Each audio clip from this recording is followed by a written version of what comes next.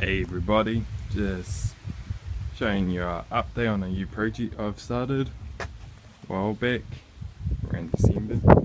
It's a Curren 1996 and it was originally powered by a 3SGE 5-speed manual, and I've kind of updated it.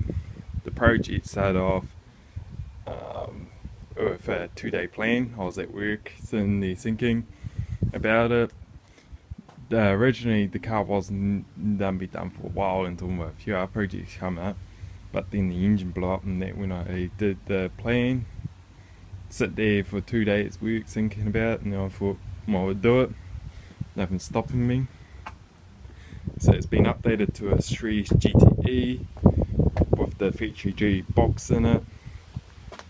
Still got to update a few things on it, like the sleek GT axles, CVs I mean, and brakes, because I don't want the brakes in this, even though they would probably work, but I just want to use 3S GTE parts.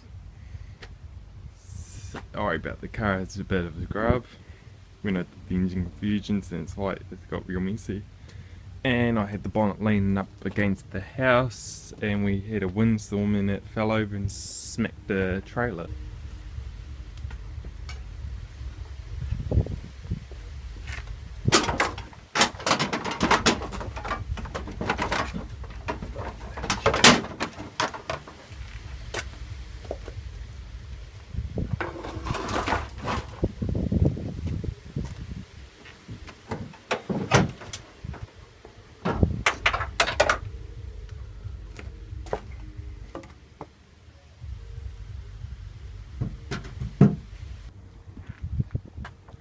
So originally this came out of 1994 Sleeker. This is basically a Sleeker, because the Toyota Curren is basically the twin circle headlight Sleeker that's like 96 to 98 or something, around that era. And what they did with the Curren is they just changed the front end, and that's it really, and just did a few design tweaks, and that's basically this Curren. They run sleek tail lights, sleek interior, and all that. So basically what I've done is used the factory G gearbox, bolted it together with the GT engine. I had to remove one location pin because there was a conflicting pin between the gearbox and the engine. That was pretty simple. So basically it bolted in pretty simply. Just a few issues, like down here, down there, there's a CV. I think this was a 4-wheel drive engine.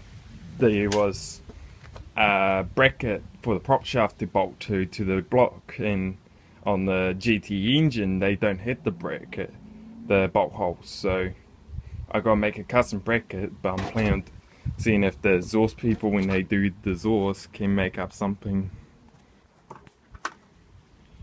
So this has all been done. I wasn't given the correct bracket for the alternator and that. This is all from the G engine, bolted on to the GT engine. Down here, around here somewhere, I had to cut the bracket in there to fit it. All of this has been bolted together with less bolts than it was factory, because the AC originally had 2 bolts on the back and then 2 on the front, but it's only got the 2 in the front now. I've used the tensioner from the G block because I just couldn't be bothered getting another belt, so I just left the one that was on my G engine on it and made it fit. Basically it's factory right now. I'm going to see what traction is like, and if it goes well then I'm going to up the boost pressure. This fucking car has been the biggest pain in my ass ever with bolts. I snapped one bolt there, there's a bolt in there, don't know why they've been snapping like they're nothing, but it's a pain in the ass. This engine is also a very pain in the ass to work with intercool piping.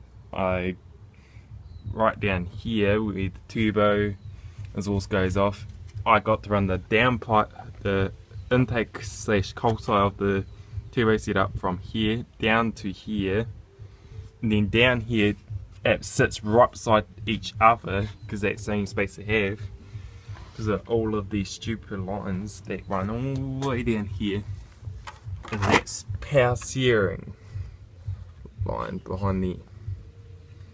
It's a play annoying.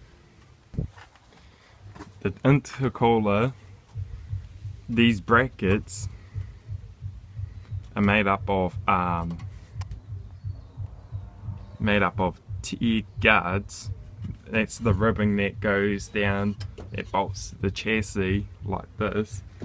I've cut off with a hacksaw, bent it to shape for this, and used that to bolt the intercooler on.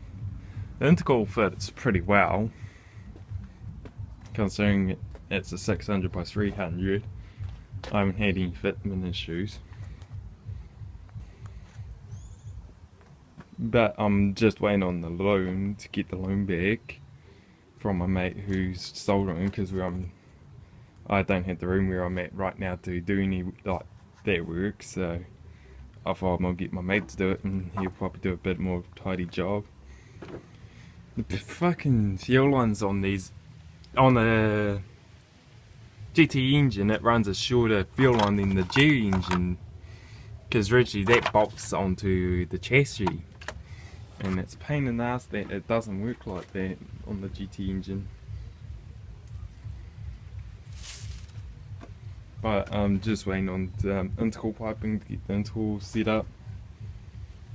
It's going to be pretty good.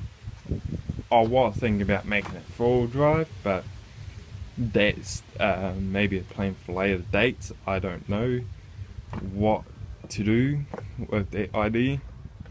I'm going to leave it for now until I've made a decision on that. The other annoying thing is I've got to cut the radiator hose shorter to suit the turbo, because right now it touches the turbo front housing. That's the factory G engine, radiator. And then also got to change this maybe, because we think the reason why my G engine died is because of that, the fuel pressure, the fuel mix ratio, I think it is, my mate was saying. Got to confirm on that. Sorry about the wiring, I got to cut shorter. I didn't do the alarm installation in this, and when whoever did it was very terrible and didn't cut anything shorter. But that's basically it. I'm also widening the guards, and I'll be running 18 by 9s on the front, just in case for traction. Plus the rims I reckon will look nicer on it than the ones I got on it now. They're Ray Engineering racing wheels. They're similar to the T37s from, what do you call it, brand? Hard to tell. If you're wondering why there's a bunch of scratches and that down the car and the front bumper is all damaged, it's from the previous owner because they were swapped in the car. But no major damage, it's just a bit of panel beating need to be done. But I knew about when I bought it. But thanks for that. And we'll see you later. May update at some point when I move or get further into the intercool setup.